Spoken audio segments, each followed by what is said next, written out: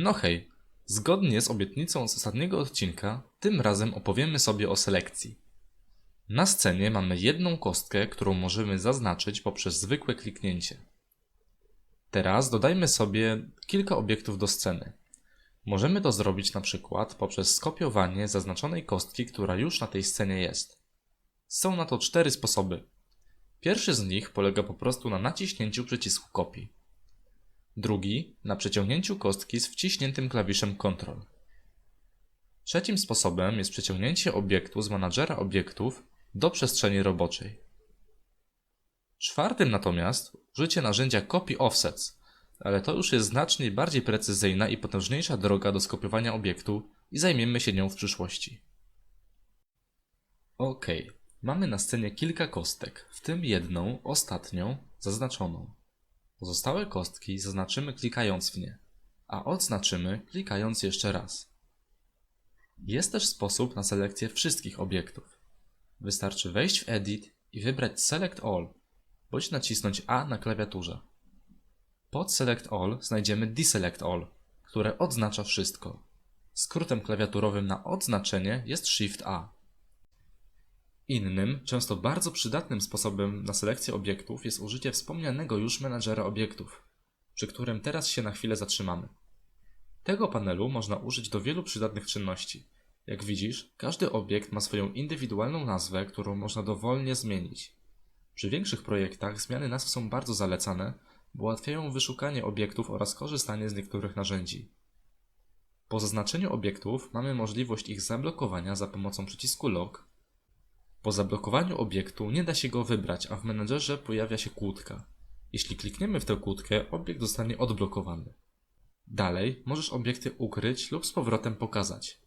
Ostatnią opcją na liście jest Isolate, czyli ukrywanie wszystkich obiektów poza zaznaczonymi. Wróćmy do selekcji. Następnym sposobem na zaznaczenie obiektów jest przyciągnięcie myszką z wciśniętym prawym przyciskiem. Mamy tutaj dwie możliwości: przeciągnięcie w prawo i przeciągnięcie w lewo. Najpierw zaznaczę nasze kostki przeciągając myszką w prawo. Zauważ, że nie wszystkie kostki mieszczą się w całości wewnątrz niebieskiego prostokąta. Jeśli teraz puszczę prawy przycisk myszy, to właśnie te obiekty nie zostaną zaznaczone. Natomiast te, które w całości leżały w prostokącie, są zaznaczone. Teraz zaznaczę te same kostki, ale w drugą stronę. Tym razem wszystkie obiekty zostają zaznaczone. Zajmijmy się teraz kostką selekcji widoczną w prawym panelu. Zacznijmy od tego, że w SelfCADzie możemy zaznaczać obiekty lub regiony. Przez regiony mam na myśli wierzchołki, krawędzie, ścianki oraz wieloboki. Dalej będę je nazywał nieco spolszczonymi angielskimi nazwami, czyli wierzchołki będą werteksami, krawędzie edge'ami, ścianki face'ami, a wielokąty poligonami. Tutaj należałoby wyjaśnić różnicę pomiędzy face'em a poligonem. Najlepiej będzie pokazać to na przykładzie, dlatego lekko przerobię jedną z kostek. Face jest płaszczyzną ograniczoną 3 lub 4 edge'ami. Wewnątrz niego nie mogą już znajdować się kolejne edge'e. Poligon natomiast to płaski wielobok, często składający się z wielu face'ów i zawsze ograniczony wyraźnymi, grubymi liniami. Użyjmy kostki, aby wybrać poligony. Jak widzisz, pomimo że kostka jest podzielona grubymi edge'ami, które oddzielają od siebie poligony, to i tak zaznacza nam się cała powierzchnia. No właśnie, bo selekcja poligonów w pierwszej kolejności zajmuje się połączonymi ze sobą powierzchniami leżącymi w jednej płaszczyźnie. Jeżeli chcemy zaznaczyć taką oto część, to musimy wejść w ustawienia zaawansowane tego trybu selekcji. Teraz w lewym panelu możemy włączyć Part Selection. Jeżeli teraz najedziemy na kostkę, to rzeczywiście będą nam się podświetlać fragmenty ograniczone grubymi edge'ami. Wyłączmy teraz Part Selection i zobaczmy, co jeszcze da się zrobić w ustawieniach zaawansowanych. Jest tu coś takiego jak tolerancja. Tę opcję najlepiej będzie widać na kuli. Dodajmy sobie kulę do sceny poprzez przeciągnięcie jej z menu 3D Shapes na scenę. Zaznaczmy sferę i otwórzmy jeszcze raz tryb selekcji poligonów. Powiedzieliśmy sobie, że selekcja poligonów w pierwszej kolejności zajmuje się płaskimi powierzchniami.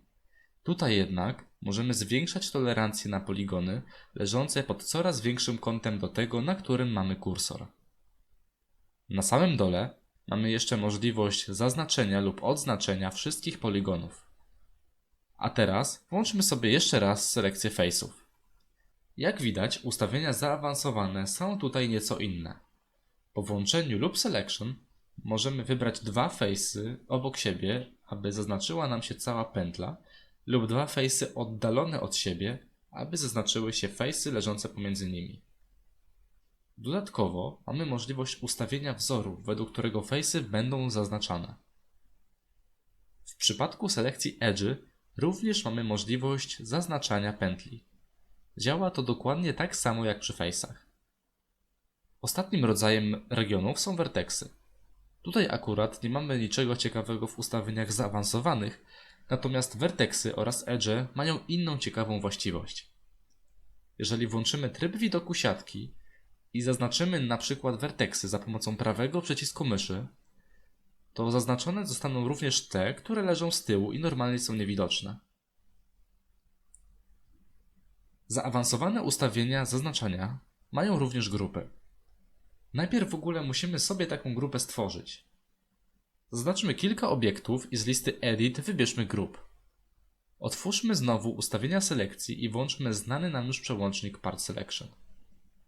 Teraz możemy kliknąć dowolny ze zgrupowanych obiektów i na nim pracować. Swoją drogą, gdy mamy zgrupowane obiekty, to selekcja regionów działa dla wszystkich obiektów w grupie.